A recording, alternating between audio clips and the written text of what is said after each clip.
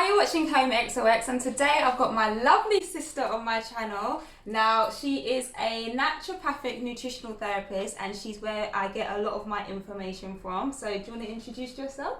I help women and individuals that need help on their journey to health, to get to optimum health, and that's where I support them. Okay, so last month, March 2020, me, my two sisters and my mum, we all done a thorough detox. Actually started in February, 19th of Feb. Was it February? Mm-hmm. Okay.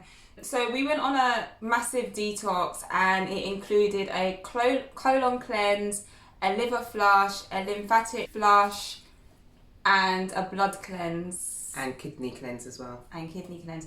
So I went raw vegan, 100% raw vegan in February. Yeah, Next week is going to be 90 days. Me and my partner's been raw vegan. So on top of cleansing that way, I've also been detoxing. So I've come to you because I want to speak a little bit about the liver, kidney and gallbladder flush, because I've learned so much over the few months, and especially when it comes to liver health and liver function, and I just want this to be a video where you can come on and just get a bit more clarification and knowledge on what the liver is all about. As my sister said, that she was doing raw vegan, and my thing from the beginning of the year was to cut out meat, but as of the 19th of February, I became vegan during this time of cleansing. So basically just taking any animal products out of my diet, so the process would be a lot more easier. So first of all, let's talk about the functions of the liver. The function of the liver is to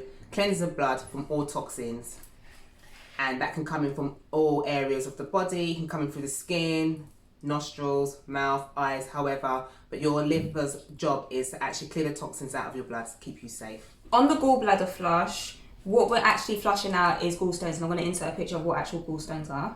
So these gallstones are in all of our gallbladders, and it's due to bad diet, and even people with good diets, you still have it because still get built up over time. Yeah, because it's a built up of toxins, oil, fat, just a load of crap that needs to come out that you've accumulated over time. And because a lot of us don't detox and cleanse, it just stays in our body. And for some people, they can have gallstone problems where they actually go and get surgery to get rid of them, but you don't have to go and get surgery, you can just detox them out.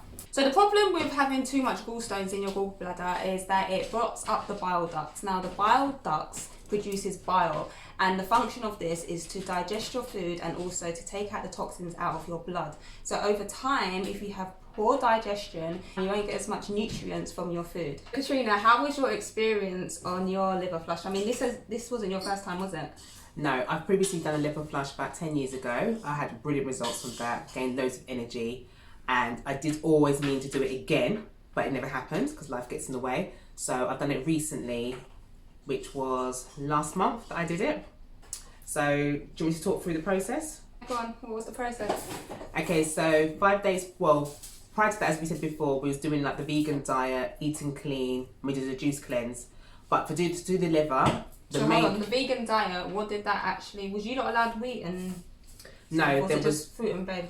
Fruit, veg, no gluten was allowed either. So just no inflammatory foods? No, so it's all anti-inflammatory. But you was allowed to have cooked fruit and veg? Obviously, yeah. I done it raw because I was on raw, but you had to cook. We was allowed to cook food, but during that time, we was actually asked to make sure we have a litre of green juice per day as well. Okay. So I used to try and get mine in the morning. I found it easier to start the day with my green juice and then have my meals during the day as well. 5 days prior to doing this, you have to increase your amount of apples that you take. So you can take this through apple juice, which is what I had from green apples, because you have to increase the amount of malic acid into your diet. That's going to help release the stones from your gallbladder. Yeah, so I had a litre of green juice every single day during the 5 days leading up to it. Bearing in mind I was still able to eat as well, so yeah. And then after that, so we had to take the apple juice 4 days leading up to the flush, and then on the 4th day we wasn't allowed to eat anything past 1 o'clock. Past 1 o'clock, yeah. And to make up a mixture of Epsom salt and water, and we had to take our first dosage, which was 1 cup of the mixture at 6 o'clock, and then we took a second dose at 8:15. 7:45, and then the third dose was at 10 o'clock. But we had to have that with we did have No. So at 10 o'clock, that is when we had the olive oil, and I had mine with orange juice. Did you have? I had mine with grapefruit. That's what it said on the instructions. So. Yeah, so you can do grapefruit, lemon, but I did read up that you can use any citrus fruit, so I used orange. And how was that? How did you find taking the olive oil? Because a lot of people, this makes them puke up. With the olive oil and the orange, I actually enjoyed it, funny enough, because the first time I did it, I used lemon, but I had like 3 times the amount of olive oil the first time round, but this was a smaller amount. So when I drank it, it was actually doable, and I thought, actually, this is okay. I was cool with it. Yeah, I was the same, like, because I had been fasting prior, that was a nice drink for me, so I liked it. But I've never had a problem with taking olive oil before. I don't mind taking oil, it's fine. So yeah, so we took that, and then we had to go straight to bed, couldn't do anything, and lie on our right side. Right side, yeah. With our right leg up. No, if you're on your right side, so it'd be left leg up. Left leg, which is fine for me because that's how I sleep anyway. And then wait till the morning. Now, the next morning is when you're supposed to release all those gallstones, but I started releasing mine that same night, but because this was the first time I'd done this cleanse, so I didn't actually realise at the time that it was coming out. So the next morning when it came out, and I actually done it in a bowl, I don't know, should I insert the picture? Yeah, because I've got mine as well. But you forgot that the next morning we still had to have another dosage of Epsom salt yes. at 6 a.m. Yeah. And did you have to do one at 8 a.m. as well? No, that's it, because it was 4 together, 4 cups. Yeah. So that was the next one. I didn't get up during the night to go to the toilet. Once I slept, I was out for the night, so I was good. Yeah. So I released some stones before I went to sleep, and then I released some more in the morning. Again, when I started releasing in the morning, I didn't actually realise it was. I don't know what I was expecting. I know they said that it's not painful, but I don't know. I just think I expected something different, and then I decided to do it in a bowl, and I was like, oh wow, this is what it looks like. And I put my gloves on. I had a little play with it. But again, it was quite soft. It was like a pea. It was like the size of a pea. It was green like a pea, and it was the texture of a pea. So I was actually expecting like hard stones. So you can get 2 different colours. Yeah, so you've got the green ones, which are the more newer ones, and then you've got the white ones that are calcified ones. So when you go to the toilet, those are the ones that actually sink to the bottom of the toilet. So if you want to see them, you need to get your gloves in and scoop them up. Yeah, I didn't do that. That's long. But I do that. Yeah. So those were the stones. As I said, we done a full body cleanse, and that include the colon, the liver, the kidney, gallbladder, the lymph, and that was the main things. And then we did cleanse the blood as well afterwards.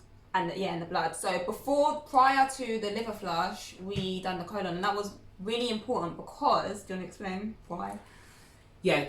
Some people think they can just jump in straight into doing a liver flush. If you do that, you're going to have problems. So the main thing is you have to make sure the whole of your colon is cleared without any obstructions.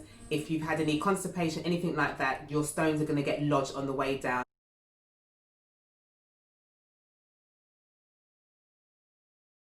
which means they're going to get stuck and they're going to start releasing toxins before they come out, and you can actually feel a lot worse for it. Yeah. So you need to be cleansing. Amplify your symptoms. Definitely. So you definitely want to be cleansing the colon beforehand. With us, we did it through a concoction. Yeah. We've done the mucoid plaque cleanse. Yeah. So that pulled everything out. So that way, when the stones are ready to release, they can just come out quite swiftly. If you do not have time to do a colon cleanse beforehand, then the other option would be to do a colonic beforehand, because that way you can clear everything out of the large intestines. Yeah, which the mucoid plaque cleanse and the colonic are slightly different, but like she said, you should do one or the other, definitely. But if you can do a colon cleanse, that's going to be better because you're actually starting to make changes during that time as well. Yeah, and I follow a naturopath, and his name is Andreas Moritz. I'll put links to some of his videos in the description box. But he also made it very clear that it's important to also clean your colon after the liver flush as well, because sometimes the stones can get trapped in your colon and they're not all released.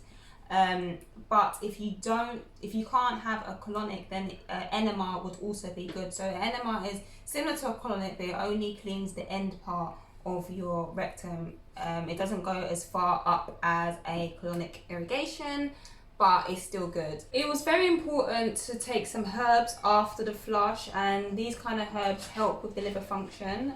So what kind of herbs would you recommend us take after a liver flush, or just to help with good liver function anyway? The main one I always recommend is dandelion, dried dandelion, dandelion tea, dandelion root. And bitters you can take, aloe vera, they're all good for the liver. Anything that's bitter the better, works for the liver. And there's foods that you can take to help with the liver as well, which is like your cruciferous vegetables, which can be cauliflower, Brussels sprouts, broccoli, yeah, and kale.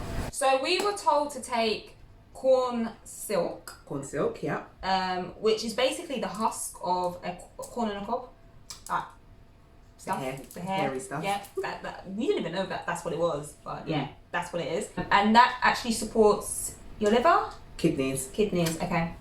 And then added to the concoction was parsley that we added to it, and ginger. And lime?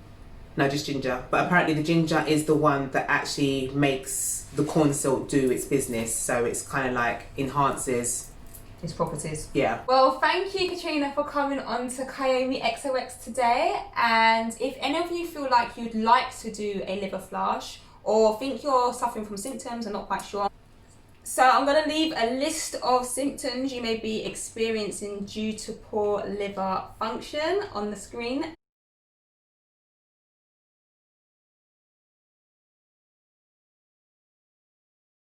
And also, if you'd like to do the whole cleanse that we did, or even just one of them, it's up to you. I'm going to leave the man's details. He's a naturopathic nutritional therapist also. I'm going to leave his details at the bottom, because although we've kind of had a discussion of our experience, we haven't actually fully told you the things to do step by step, and it is really important to speak to a professional and to follow through these kind of cleanses properly. And I also didn't want to discredit him by just putting all of his information out there, because he's a great guy, he's very educated, and he knows what he's doing. So thank you for tuning in. Please don't forget to like, comment and subscribe, and share to anyone who you think this video will be useful to. And I'll see you in the next video. Thank you guys, love and light. Hi, my name's Katrina from K. I told you I usually have to do a little warm up. Yeah, just relax. Just pretend talking to one of the customers at the shop. Hi, my name's Katrina Thompson, and I'm from KT Nutrition Tuition. What else? So you have nothing else to say? I have got a bio on my phone. Shall I read it? Do you know what? Just say, hi, I'm Katrina, Kayomi's sister. Just say that. Hold on. No, because you're not going to remember this long ass bio. And after that, we had to take the apple juice for... Can you get up, please? Hello.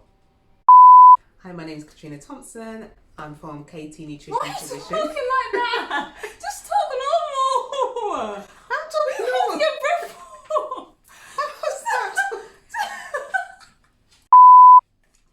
Hi, you're watching Kayomi XOX, and today I've got my... Okay. Why? I'll fix my clothes. It's not that deep.